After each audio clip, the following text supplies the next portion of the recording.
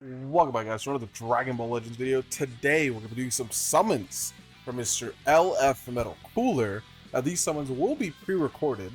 However, these were some of the most insane summons I had. I was kind of going to do a similar thing to what I did with Kefla, where I kind of just did the summons off camera, recorded them, and if they were good, we were going to put them out. If not, then, I like Kefla's summons were really bad. Like, I uploaded it on Twitter, but it was basically like, we did like a couple rotations, and we got like nothing. No LF, no Frost, no Kefla, nothing. It was horrible.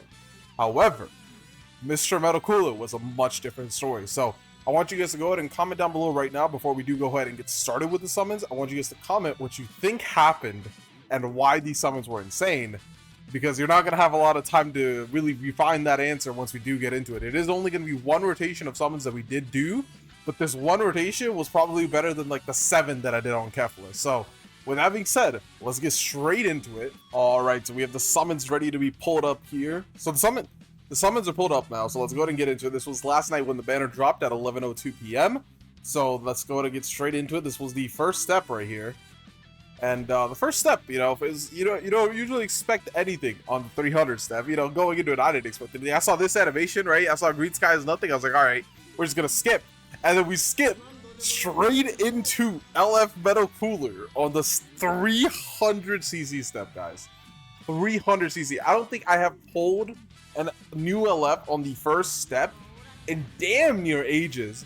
And then we get into the second step, right? And I'm going through the animation. I'm like, okay, now I'm going to watch it a little bit because I wasn't expecting to get lucky. And then I see Bardock come out. Immediately skip because I was like, all right, what's it going to be? And we got King Cold and Metal Cooler both in the first 2 steps of the summon. Now, after this, I was like, okay, man, maybe I should just get up and start recording, because my reaction at this point was just like, what the fuck? Getting both the new units in the first 2 steps is insane as hell. Right here, I saw Super Saiyan Goku. I was already thinking, like, maybe we're about to get another Bardock, right? So we were going ahead and then we got Blue Text. I was like, okay, we're probably just going to skip this because it's not going to be anything. But you never know at this point, right? Once you hit a 300 step LF, it's like, man, anything is possible. So because of that, I didn't skip it immediately just in case we did get something, but it wasn't anything. So we did go ahead and skip it, and it was nothing. And then we are now on the first full 1k CC step here. 5 pods red skies. It did look pretty promising. But then, it kind of fell off a cliff, so we skipped it, and we got nothing. And then we had one more step to do, so we'll go and do that now. So we went ahead and did a little secret CC event there. Don't tell the devs, bro. Don't tell the devs about the secret CC event.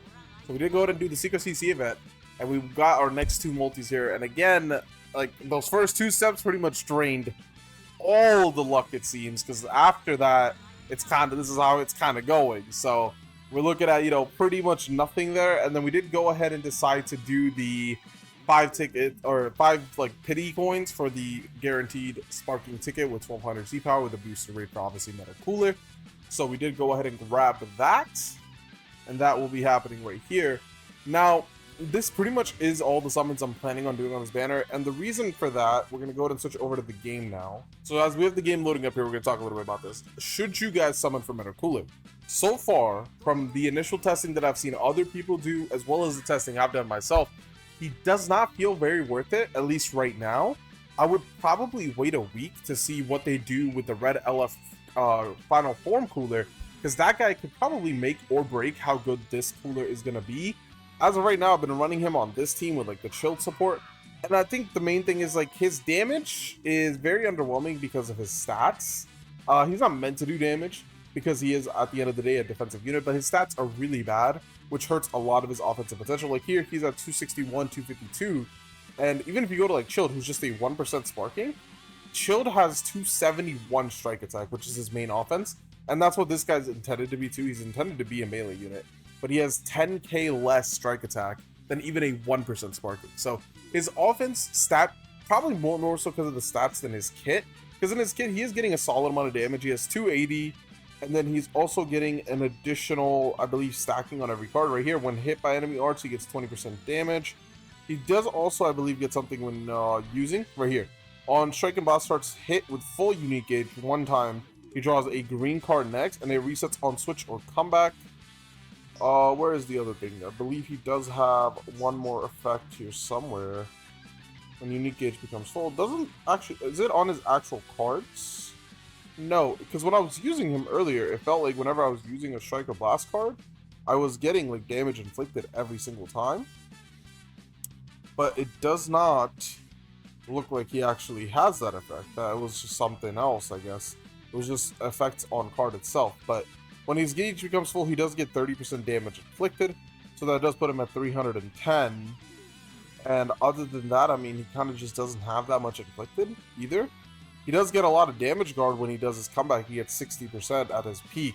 But that, again, he's starting off at 125. So even at his best, he's at 185. And with his gauge pop, he gets to like 205. Which is just, the numbers are just really underwhelming with him. That's like the main issue. And right here on his Strike and Blast Arts use on switch or comeback, he draws a card once, gets 30 key, charges 20% of his unique gauge twice, and nullifies special cover change for 5 timer counts. And then again, with his full card, he is going to be guaranteed drawing a blue card. And his blue card does go ahead and drain it. But again, the main issue is just that he does not have that much damage. That's kind of just what holds him back. Even his blue card doesn't give him like permanent damage inflicted or anything.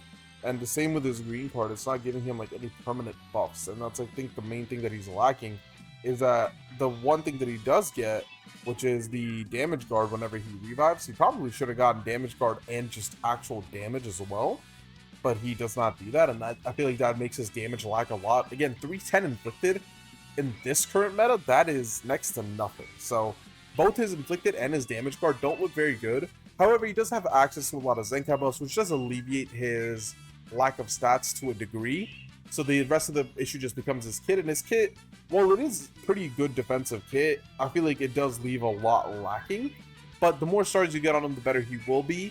But like I said, I think you guys should wait to see what the Red Elephant Final Form cooler brings to the table, because I think that'll shape a lot of what this guy is able to do, as well as whatever buffs he gets from equips and other things in the coming weeks.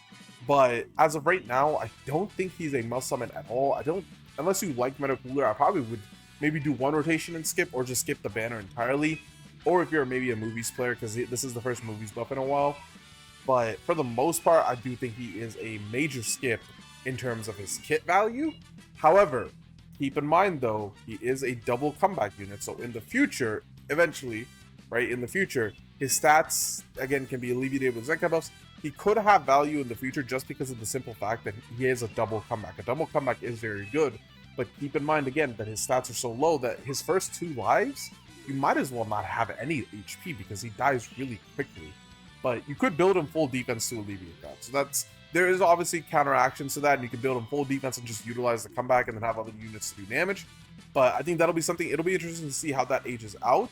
But I think you can wait for this guy to get a rerun and see how his value changes over time, rather than maybe dumping all your life savings into him right now, especially with Legends Fest only being 3 months away. We don't have that much time to save. So I would highly recommend that you guys probably save and skip on this banner, but that's my current thoughts on Meta Cooler. We'll see how that changes once Red LF Cooler gets his Zenkai and all these other things. But with that being said, those are my insane 1 rotation and a dream summons on Meta Cooler. This is Bryson, signing out.